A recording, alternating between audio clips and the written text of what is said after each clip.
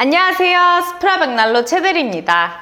오늘은 벽난로 설치할 때 45도 엘보우 연통이 들어가는 현장들을 보여드리도록 하겠습니다. 벽난로 설치하실 때 수직 설치와 벽면 설치 이렇게 두 가지로 나뉘어서 설치가 되는데 먼저 수직 설치할 때를 말씀드리겠습니다. 벽난로를 설치할 때 연통은 내부 연통, 외부 연통으로 나뉘는데요. 연통에 대해서는 더 깊게 설명드릴 게 너무 많아 나중에 더 많은 영상으로 천천히 말씀드리겠습니다. 우선 내부 연통과 외부 연통으로 나뉘는데 내부 연통은 이렇게 검정색 연통으로 들어가고 벽난로에서 위에 천장 20cm 아래까지 들어가는 것이 내부 연통입니다. 그리고 외부 연통은 스텐 연통으로 천장 20cm 아래서부터 지붕을 뚫고 지붕 위까지 올라가는데 이 연통은 외부 연통으로 봅니다. 수직 설치하면 이 사진들처럼 일자로 쭉 뽑는 현장을 많이 생각하실 텐데요. 간혹 위에 골이 걸려서 엘보우를 써야 하는 현장이 있습니다. 먼저 실내에서 엘보우를 써야 하는 경우는 크게 두 가지가 있는데 첫 번째는 천장을 뚫고 가야 하는데 지붕 쪽에 골이나 석가래 상, 빔이 걸려서 실내에서 엘보우를 사용할 때입니다. 거의 대부분 수직으로 설치가 들어가지만 간혹 위 지붕골이 걸려서 지붕으로 나가는 연통의 위치와 실내에서 연통 이격거리 위치가 맞지 않는 경우 엘보우를 써야 하는 경우가 있습니다. 이럴 경우 이렇게 엘보우를 사용해야 됩니다.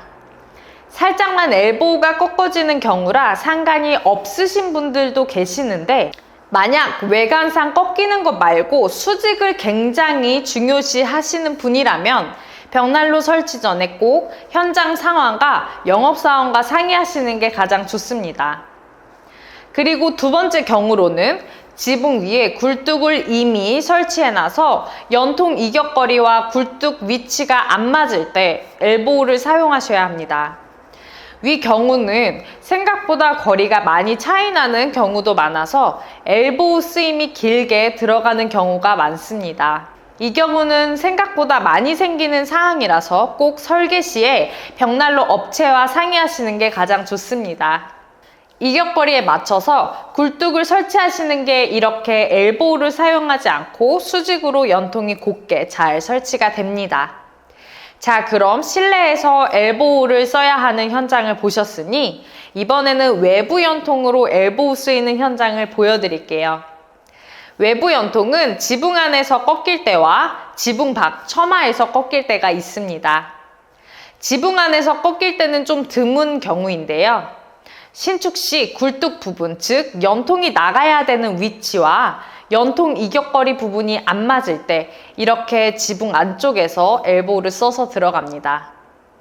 이때는 아무래도 큰 작업이기 때문에 베테랑 시공팀이 설치해야 됩니다. 이런 현장일 경우 현장 소장님과 영업사원 그리고 시공팀까지 다 잘 상의하시는 게 좋습니다. 이번에는 벽면 설치일 때 설명해 드리려고 하는데요. 벽면 설치일 때 내부는 실내 연통으로 90도 엘보우가 들어가서 설치가 됩니다. 그리고 벽 바깥으로 나가서 다시 한번 90도로 꺾어서 수직으로 쭉 올라가는 경우인데요. 벽면으로 외부 연통을 뺐을 때 수직으로 쭉 올라가는 게 대부분이지만 외부 연통이 수직으로 쭉 올라가지 않고 다시 한번 엘보우를 사용해주는 경우가 있습니다. 이 사진처럼 지붕의 처마에 연통이 걸릴 때 이런 식으로 외부 엘보우 연통을 사용하기도 합니다.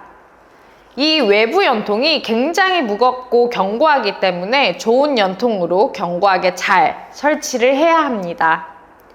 자, 그럼 현장 상황들 잘 보셨나요?